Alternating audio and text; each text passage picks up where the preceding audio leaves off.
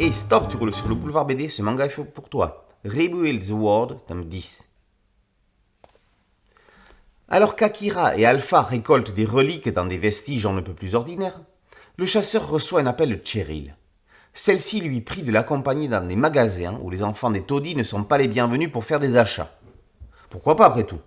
Il a du temps à tuer avant la prochaine disponibilité d'Elena et Sarah pour partir en territoire inexploré. Voici donc Akira, aguerri aux affrontements dans des zones sauvages, transformé en escort boy pour du shopping dans des boutiques de luxe. Échange de services, Akira va par la suite demander à Cheryl de venir avec lui explorer des ruines qu'il vient de découvrir afin de l'aider à rapporter les reliques qui s'y trouvent. Les essais vestimentaires de Cheryl permettent à Kirihito Ayamura de développer son trait dans des costumes et des drapés plus originaux. C'est vraiment le seul intérêt de la première partie de ce 10e volume de Rebuild the World, très poussive et tirant à la ligne. Par bonheur, ça ne va pas durer. L'ADN de la série revient en force en milieu d'épisode. Direction la cité de Narahagaka. Mais nos héros ne sont pas les seuls. Il y a des monstres à exterminer et des ennemis avec qui il va falloir jouer des coudes. De vrais rôles de méchants identifiés apparaissent. Akira va devoir plus que jamais s'affirmer. Contre toute attente, Rebuild the World est aussi une série féministe. Derrière le mâle et Akira, ce sont les héroïnes qui mènent le bal.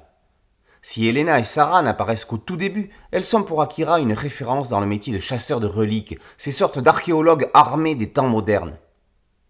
Alpha, sous forme d'esprit, représente le double féminin d'Akira et influence ses pensées.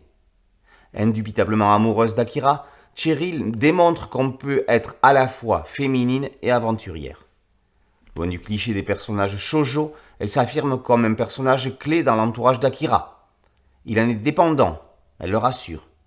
Il en a besoin même dans les moments où il est au premier plan, rappelant l'adage « Derrière chaque grand homme se cache une grande femme ». Une fois passée la longue parenthèse du début, on retrouve avec plaisir l'essence de la série. Rebuild the World est une saga post-apocalyptique qui se densifie. Rebuild the World, tome 10, par Kirihito Ayamura, et paru aux éditions Vega. Boulevard BDSM Podcast Audio, une chaîne YouTube et un site dédié. Merci de liker, de partager et de vous abonner. A très bientôt sur Boulevard BD. Ciao.